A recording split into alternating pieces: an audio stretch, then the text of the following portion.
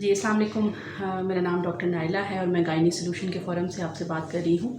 आज मैं जिस वीडियो के ऊपर जिस टॉपिक के ऊपर वीडियो बना रही हूँ उसकी मुझे काफ़ी रिक्वेस्ट आ रही थी कि सर्वाइकल इनकॉम्पिटेंसी क्या है। आम ज़बान में इसमें कहते हैं कि बच्चादानी का मुंह कमज़ोर होता है, जिसकी वजह से क्या होता है कि नॉर्मल जो है वो 6, 7वें या 8वें महीने में प्रीमेच्योर डिलीवरी हो जाती है। तो इसकी हम जानेंगे कि ये इसकी वजूहात क्या हैं और अगर ये आपके अंदर कैसे पता चले कि ये आपके अंदर ये बीमारी है या नहीं है, और अगर पता चल जाता है तो क्या इसका कोई हल मुमकिन है, और हल के लिए क्या हमें सिर्फ इसकी सर्जरी ही करनी है या कुछ अद्वियात भी ऐसी मौजूद हैं जिनसे कि इसको हल किया जा सकता है। तो मेरी आपसे रिक्वेस्ट है कि वीडियो को आप एंड तक सुनिएगा और इसको आपने शेयर करना है, ताकि जो है वो अगर कोई भी इस प्रॉब्लम के साथ सफ़र कर रहा है तो उसको इसके बारे में मालूमात मिल सके।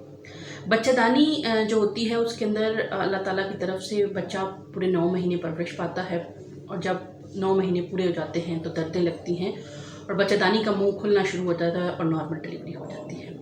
अब बच्चादानी का मुंह अगर कमज़ोर होता है तो वो बढ़ते हुए वज़न को बर्दाश्त नहीं कर पाता। जैसे ही बच्चा अपना वज़न बढ़ना शुरू करता है तो बच्चादानी का मुंह खुलना शुरू हो जाता है। 5वें, 6ठे या 7वें महीने के ऊपर पानी पड़ता है और हल्की फुल्की दर्दों के साथ डिलीवरी हो जाती है। ये बच्चादानी की कमज़ोरी के ऊपर मुनसर है कि आपकी डिलीवरी 5वें महीने में हो रही है, 6ठे में हो रही है, 7वें में हो रही है या 8वें में हो रही है। अगर तो आपका बच्चा 5वें या 6ठे महीने में पैदा हो जाता है तो इसका मतलब ये है कि आपकी बच्चादानी की कमज़ोरी काफ़ी ज़्यादा है और आपकी सक्सेसफुल नॉर्मल डिलीवरी के चांस काफ़ी कम हैं। लेकिन अगर आपकी डिलीवरी 7वें या 8वें महीने में हो रही है तो इसका मतलब ये है कि हल्की फुल्की कमज़ोरी मौजूद है, जिसका जो है वो दवाइयों से भी इलाज किया जा सकता है और आपकी नॉर्मल डिलीवरी मुमकिन की जा सकती है। 8वें महीने तक या 7वें महीने तक बच्चे के फेफड़े मजबूत करने वाला इंजेक्शन लगा के और उसको अच्छी नर्सरी दे के उसको बचाया जा सकता है। तो अब ये कैसे मालूम पड़ेगा कि आपको नॉर्मल डिलीवरी जो आपकी डिलीवरी प्रीमेच्योर हुई है उसकी वजह सर्वाइकल इनकॉम्पिटेंसी है? तो उसमें ये होता है कि जब आप अल्ट्रासाउंड करवाते हैं, 3रे महीने के एंड पे एक अल्ट्रासाउंड करवाया जाता है, तो उसमें आपको डॉक्टर बता देते हैं कि आपकी जो सर्विक्स है उसकी लंबाई 4 से 5 सेंटीमीटर के दरमियान होनी चाहिए, तो वो कम हो रही है। तो आपके डॉक्टर को पता चल जाता है कि इनकी जो सर्विक्स है उसके अंदर कोई थोड़ा प्रॉब्लम आ रहा है, तो वो आपकी कुछ ऐसी दवाइयों पर डाल देना चाहिए जिससे कि सर्विक्स का मुंह लंबाई में कम हो जाए और आपकी यूट्रस को सपोर्ट मिल जाए। लेकिन अगर ऐसा ना किया जाए तो वो सर्विक्स आहिस्ता आहिस्ता करके अपनी लंबाई खो देती है और फिर मुंह खुलना शुरू हो जाता है, जिससे हल्की फुल्की पानी पड़ता है और फिर थोड़ी दर्दों और बाज़ औक़ात बग़ैर दर्दों के क्या होता है, बच्चा ज़ाया हो जाता है। तो इसकी क्या वजूहात हो सकती हैं, इस पे ज़रा थोड़ा सा देख लेते हैं। इसकी वजह अक्सर देखा गया है कि विरासती होता है। कई पूरी फैमिलीज़ के अंदर देखा गया है कि उनकी डिलीवरियां 7वें या 8वें महीने में हो जाती हैं। उसकी वजह ये होती है कि उनकी बनावटी तौर पे सर्विक्स के अंदर कमज़ोरी होती है।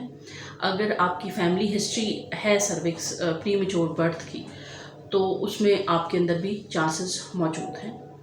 इसी तरह से अगर आपकी कोई पहले डीएनसी हुई और उसके अंदर सर्विक्स को बहुत विगरसली, बहुत ज़्यादा ज़ोर के साथ डायलेट करने की कोशिश की गई, तो क्या होगा कि सर्विक्स का कुछ टिश्यू ज़ाया हो जाएगा, जिसकी वजह से उसकी कमज़ोरी का सबब बनेगा। इसी तरह से एक और वजह जो कि सर्वाइकल इनकॉम्पिटेंस की बाकी काफ़ी वजूहात में से एक अहम वजह है, उस पर यह होता है कि आपको अगर दर्दें आ रही हैं और आपका भी बच्चादानी का मुंह पूरी तरह से सर्विक्स डायलेट नहीं हुई, सर्विक्स खुली नहीं है, और उस पे ही आपको अगर जोर लगवाने का कह दिया जाता है, तो उससे क्या होता है कि सर्विक्स के अंदर टीयर आ जाता है। जब अनडायलेटेड, अनखुली, पूरी तरह से खुली हुई सर्विक्स में से बच्चे का सर बाहर आता है तो वो सर्विक्स को डैमेज करके आता है, जिससे क्या होता है कि बाद में अगली बच्चों की दफ़ा जो है वो ये प्रॉब्लम हो सकता है। इसी तरह से अगर किसी को सर्विक्स के मुंह का कैंसर का शुबा हुआ और डॉक्टर ने सर्विक्स की बायोप्सी ली, तो उसके बाद भी बड़ा चांस होता है कि वो सर्वाइकल टिश्यू चूँकि कम रह जाता है, तो इसलिए सर्विक्स इनकॉम्पिटेंट हो जाती है। अब आते हैं, बात करते हैं इसके तरीका इलाज की तरफ। तो इसके तरीका इलाज के 2 तरीके हैं। एक तरीका तो ये है कि हम जिस मरीज़ के अंदर बार बार बच्चे ज़ाया होने की हिस्ट्री होती है और वो मिड ट्राइमेस्टर यानी छठे 7वें 8वें महीने में होती है, तो हम क्या करते हैं कि एक 13वें हफ्ते के ऊपर अल्ट्रासाउंड कराते हैं, जिसमें अगर बच्चेदानी की लंबाई कम होती है तो हम उसको स्टिच लगा देते हैं। ये स्टिच वजाइना के थ्रू लगाया जाता है, इसमें कोई कट या टांका नहीं आता। और उसके बाद आपको 1 वीक बेड रेस्ट का कहा जाता है और कुछ मेडिसिन आपको इस्तेमाल करने के लिए दी जाती हैं। उससे ये होता है कि जो कमज़ोर सर्विक्स उसको होती है उसको काफ़ी ज़्यादा सपोर्ट मिल जाती है और वो 9 महीने तक जो है वो खुलने की तरफ नहीं जाती है। लेकिन अगर इसके अंदर जो है वो आपका उस वक़्त के अल्ट्रासाउंड के अंदर बच्चेदानी की लंबाई 4 से ऊपर आ रही है, तो हम कोशिश करते हैं कि हम आपको कुछ मेडिसिन दे दें और 4 हफ्ते के बाद आपका अल्ट्रासाउंड दोबारा रिपीट कराया जाए। अगर उस अल्ट्रासाउंड में बच्चेदानी की लंबाई कम होती मालूम हो तो हम आपको फिर 16वां हफ्ते के ऊपर स्टिच लगा देते हैं। इस स्टिच को मैकडॉनल स्टिच कहते हैं। मैकडॉनल एक साइंटिस्ट का नाम था जिसने फर्स्ट टाइम ये स्टिच लगाया और उसके बाद जो सर्वाइकल इनकॉम्पिटेंसी के मरीज़ों थे उनके लिए एक नई राह खुली, तो इसलिए उसके नाम के ऊपर इसको आज तक किया जाता है।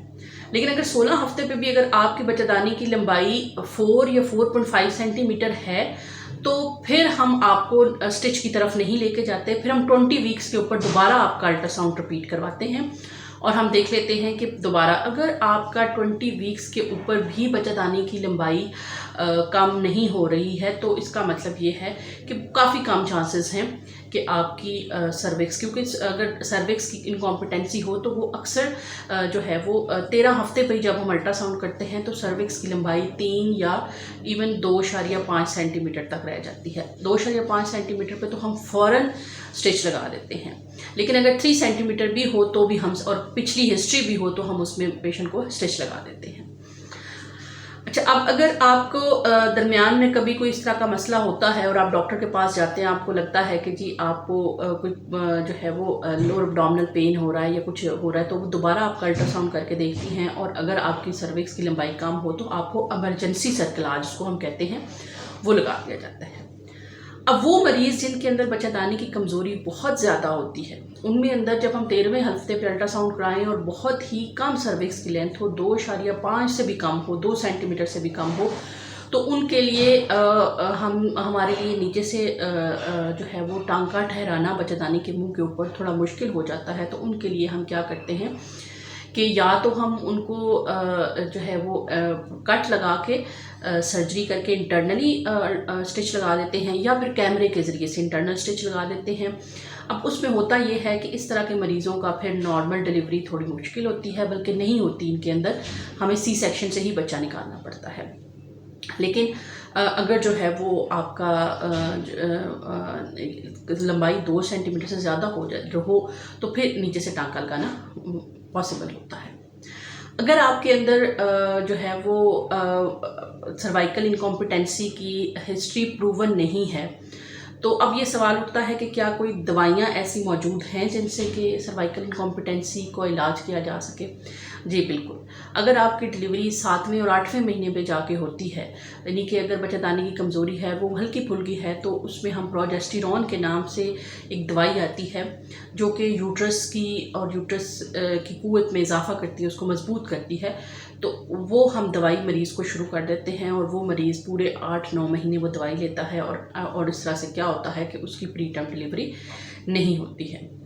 तो मेरी आप लोगों से रिक्वेस्ट है कि जो बच्चा जो है वो ज़ाया होने की और बार बार ज़ाया होने की कम से कम कोई 10-12 वजूहात हैं। तो आपने अक्सर पेशेंट जो हैं वो हमारे पास क्लिनिक में आते हैं और वो कहते हैं जी मेरे 2 बच्चे ज़ाया हो गए हैं, तो डॉक्टर साहबा इस दफ़ा आप मुझे स्टिच लगा दें तो मैं जो हूँ वो ताकि मेरा बच्चा ज़ाया ना हो। तो आप अपनी डॉक्टर को पूरा वर्कअप करने दें। बाज़ औक़ात वक़्त से पहले दर्दों की जो वजह होती है वो बहुत बड़ी वजह इन्फेक्शन होती है। तो अगर हम इस तरह के केसेस में टांका लगा भी देते हैं तो वो इन्फेक्शन अगर वहीं की वहीं पड़ी है तो वो दर्दें आपको लग जाएंगी और जिसमें से क्या होगा कि आप ज़ाहिर है कि दर्दें लग जाएंगी तो फिर टांका भी वहाँ पे कोई वो रोल प्ले नहीं करेगा। अब अगला सवाल ये आता है कि अगर आपको टांका लगा हुआ है तो क्या आपकी नॉर्मल डिलीवरी हो सकती है। जी बिल्कुल, आपकी नॉर्मल डिलीवरी हो सकती है, लेकिन उसमें ये होता है कि हम जब बच्चा एक दफ़ा मेच्योर हो जाता है 36 या 37 वीक तक हम आपका स्टिच रिमूव कर देते हैं और फिर हम इंतज़ार करते हैं कि आपको ख़ुद ब खुद दर्दें आ जाएं और आपकी जो है वो डिलीवरी हो जाए। जो एक्सटर्नली हम बाहर से टांका लगाते हैं उसमें नॉर्मल डिलीवरी के काफ़ी ज़्यादा चांसेस होते हैं, लेकिन अगर आपको स्टिच ऑपरेशन करके लगाया गया है तो फिर उसमें नॉर्मल डिलीवरी का बिल्कुल कोई चांस नहीं होता, क्योंकि अगर उस दौरान नॉर्मल डिलीवरी दर्दें लग जाएं और वो टांका ना खोला जाए तो इंटरनल तौर पे सर्विक्स काफ़ी ज़्यादा डैमेज हो जाती है, बहुत ज़्यादा ज़ख़म आ जाते हैं, कट आ जाते हैं, जिसके लिए जो है वो हमें बड़ी मेजर सर्जरी करनी पड़ सकती है।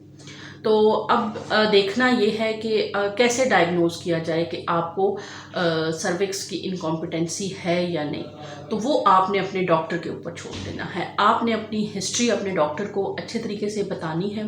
जब आप हिस्ट्री अपने डॉक्टर को बता देंगे तो वो उसके मुताबिक उसको इन्वेस्टिगेट करेंगे और उसमें अगर आपको टांके की ज़रूरत होगी तो डेफिनेटली वो उसको ऑप्ट कर लेंगे। लेकिन अगर आपका डॉक्टर आपसे कहता है कि आपको टांके की ज़रूरत नहीं है, हम आपको मॉनिटर कर लेते हैं, तो उस पर ट्रस्ट कीजिए, क्योंकि बहुत सारी चीज़ें ऐसी होती हैं जो मरीज़ नहीं समझ रहा होता लेकिन हमें समझ आ रही होती हैं, तो वो अपने किए का ज़िम्मेदार होता है। आप उस पर ट्रस्ट करें और जैसे आपका डॉक्टर कहता है आप उसको लेके चलें। अपने डॉक्टर के साथ क्लोज़ लाइजॉन में रहें, उनके साथ क्लोज़ कांटेक्ट में रहें, ताकि कोई भी प्रॉब्लम हो तो उसमें जो है वो आपको फ़ौरन उसका जो है वो हल ढूंढा जा सके। तो ये तो सारी वीडियो सर्वाइकल इनकॉम्पिटेंसी के ऊपर। आप मज़ीद कोई गायनी का ऐसा प्रॉब्लम जिसके ऊपर आप चाहते हैं कि हम बात करें, हमें एविडेंस बेस बात जो है वो आप तक पहुंचाएं, तो आप कमेंट सेक्शन में जाके बता सकते हैं। गायनी सॉल्यूशन का बेसिक मकसद जो है वो इंफॉर्मेशन, एजुकेशन और अवेयरनेस है। इनका मकसद ये बिल्कुल नहीं है इन वीडियोस का मकसद कि आप घर में बैठ के सेल्फ़ ट्रीटमेंट शुरू कर दें। गायनी के अंदर सेल्फ़ ट्रीटमेंट बहुत हार्मफुल होता है, तो वो आपने जब भी करना है तो अपनी सर्टिफाइड गायनेकोलॉजिस्ट से रब्ता करके करना है, ताकि आपको जो दवाइयों के इफ़ेक्ट्स के साथ साथ साइड इफ़ेक्ट्स की भी से भी बचाया जा सके। तो जब तक कि मैं आपके लिए बनाऊंगी कोई नेक्स्ट वीडियो, तब तक के लिए अल्लाह हाफिज़। एंड पे एक दफ़ा फिर आपसे रिक्वेस्ट करूंगी कि मेरी वीडियो को आपने लाइक करना है, इसको शेयर करना है और मेरे चैनल को सब्सक्राइब